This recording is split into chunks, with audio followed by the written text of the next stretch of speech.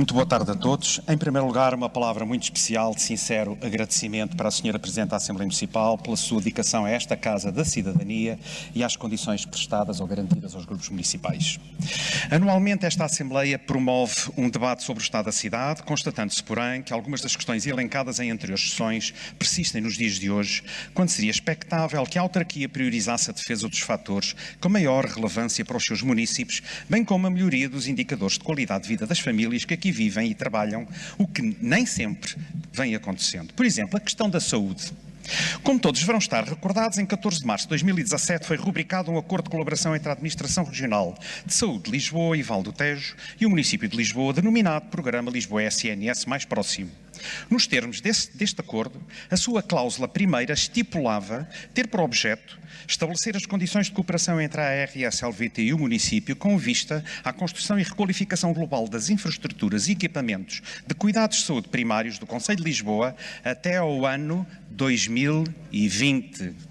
Lisboa iria ter 14 novos centros de saúde, 11 em espaços construídos de raiz e outros 3 em edifícios reabilitados para o efeito, como forma de acabar com a prestação de serviços de saúde em prédios de habitação, sem espaços adequados para os cuidados médicos e de enfermagem e, por vezes, sem condições de acessibilidade, havendo casos de cadeiras de rodas sem conseguir aceder ao elevador dos edifícios. Na altura, afirmava o Sr. Presidente da Câmara, que não está a ouvir, que este protocolo seria o programa mais ambicioso em décadas para o reforço dos cuidados primários de saúde na capital, ganhando novos serviços, mais meios complementares de diagnóstico e nova capacidade para um atendimento de qualidade, para que os 14 novos centros de saúde pudessem servir mais de 300 mil lisboetas num investimento superior a 30 milhões de euros assegurado pelo município. Ora, a facilidade e comodidade no acesso aos equipamentos públicos têm de ser elementos centrais na definição das políticas urbanas, onde uma saúde mais próxima deve ser meio caminho andado para uma cidade mais humana. Porém, estamos na antecâmara do anunciado ano de 2020 e não se vislumbra nem a fase das obras, quanto mais previsão de qualquer anúncio de inauguração, continuando os lisboetas a aceder a centros de saúde a funcionar em edifícios há muito deficientemente adaptados a esta função.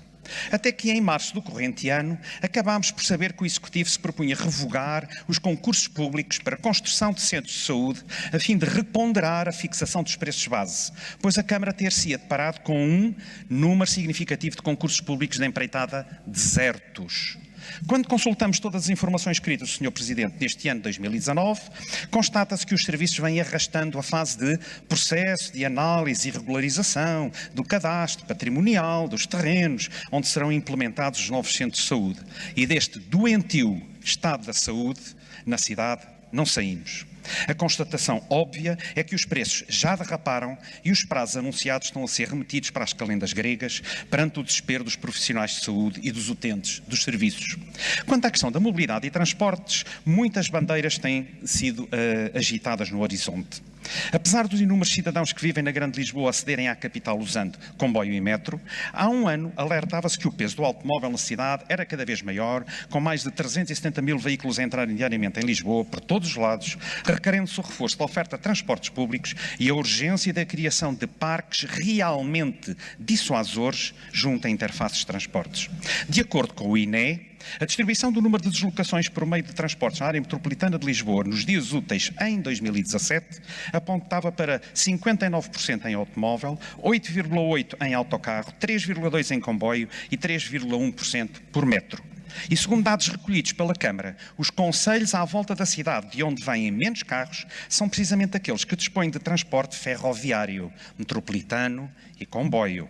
Foi para combater esta prevalência do veículo individual que os 18 municípios da área metropolitana de Lisboa propuseram ao Governo uma descida drástica dos espaços sociais a financiar pelo Orçamento de Estado.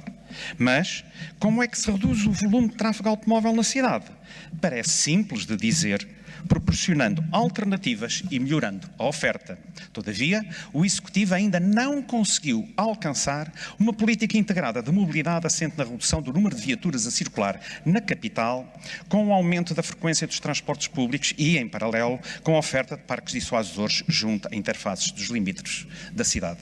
Com o número de transportes em circulação e a qualidade da sua oferta a continuarem reduzidos, acontece que no espaço de um ano, os novos parques inaugurados pela EML foram na Graça, em Campo Lide, no Arieiro ou em Campo de Ourique, todos dentro da cidade, incluindo os ainda previstos construir, de acordo com a página web da empresa. Aliás, é o próprio presidente da EML quem revela em entrevista que os parques de Açores apenas se destinam a evitar que se entre no casco urbano e que têm por finalidade proporcionar a quem vem de fora de Lisboa uma alternativa de estacionamento. Nesta perspectiva, os parques funcionam como atrativo para a continuação da entrada e parqueamento na capital. E porquê esta opção?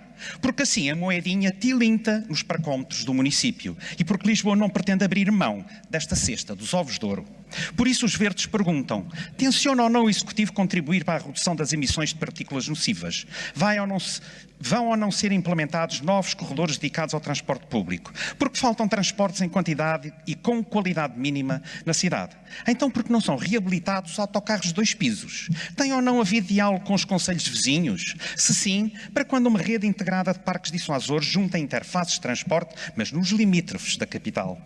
Quanto a algumas carreiras de bairro, em algumas delas nem se está a obter a eficácia da utilização esperada, quer porque os percursos escolhidos não terão sido os mais adequados, quer por seus horários poucas vantagens a oferecerem aos utentes. Há percursos desajustados por circularem onde já passavam várias outras carreiras, deixando áreas da freguesia sem serem contempladas. Há novas carreiras que circulam apenas com intervalos de 3/4 de hora ao longo do dia e terminam às 25. Pergunta-se, haverá utente com paciência para ficar a aguardar 45 minutos pela passagem do próximo veículo ou opta por se ir embora a pé? Então, para que investir em novas carreiras se não estiverem adaptadas às necessidades de mobilidade dos passageiros? Outra das controvérsias tem residido na variação da cultura, com as suas indefinições de estratégia ou até tentativas de imposição de políticas avulsas à revelia do debate democrático. Cedem-se espaços em interesses imobiliários, desde o Palácio do Machadinho, com a apressada reinstalação da Direção Municipal de Cultura no Complexo da Boa Vista. A recente autorização de demolição do velho Cinema Imperial Pathé para dar lugar a um hotel. Poderíamos chamar à colação o afunilamento da oferta cultural. O processo do Teatro Municipal Maria Matos, encerrado há mais de um ano, ou as frequentes alterações nos horários das bibliotecas por escassez de pessoal técnico. O Executivo vem também adiando uma solução condigna para o Arquivo Municipal de Lisboa, que passe por transferir os fundos documentais não para um espaço de habitação, mas antes para um edifício que siga não apenas as recomendações internacionais para a construção de edifícios de arquivo, como a própria promessa da variação de que estaria à procura de um espaço unificado.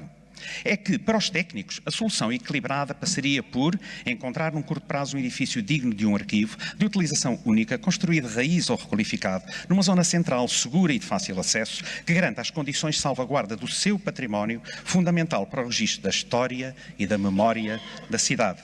Porque tarda a variação a confirmar este conselho tão óbvio. E o mais caricato é que até o próprio procedimento concursal para fornecimento e montagem de estantes compactas tem vindo a ser sucessivamente suspenso e reaberto. E temos o paradigma da Biblioteca Galveias, que após encerrar em 2015 para obras de requalificação e ampliação, reabriu a 10 de junho de 2017, decorridos 2 anos, para além da enorme carência de técnicos e de pessoal de segurança. Persistem problemas a nível da saúde, segurança, higiene, tanto para os mais de 800 leitores diários, como para os trabalhadores. Ainda a semana passada, as queixas reportavam deficiências a nível da iluminação, climatização e ventilação, além de infiltrações, ser comum o encerramento das instalações sanitárias, já de si em número insuficiente. Constata-se a deterioração dos frescos e a queda de estuque. Os alarmes de incêndio, que para além de avariados, também não possuem ligação aos bombeiros, colocando em risco os utentes e o espólio de cerca de 64 mil livros. A variação bem pode apontar responsabilidades à empresa que realizou as obras, mas no essencial deparamos com um constrangedor quadro argumentativo, se não mesmo exasperante, face a soluções que deveriam ter sido acauteladas. Ou será que a Câmara não procedeu à fiscalização e vistorias antes da recepção da obra?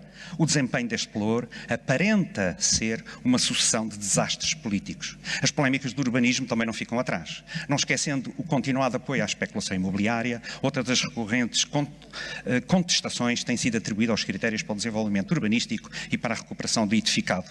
Para os verdes, vezes, não é por haver agora substituição do vereador que os municípios poderão augurar mudanças de paradigma se mantiverem os mesmos princípios políticos de gestão.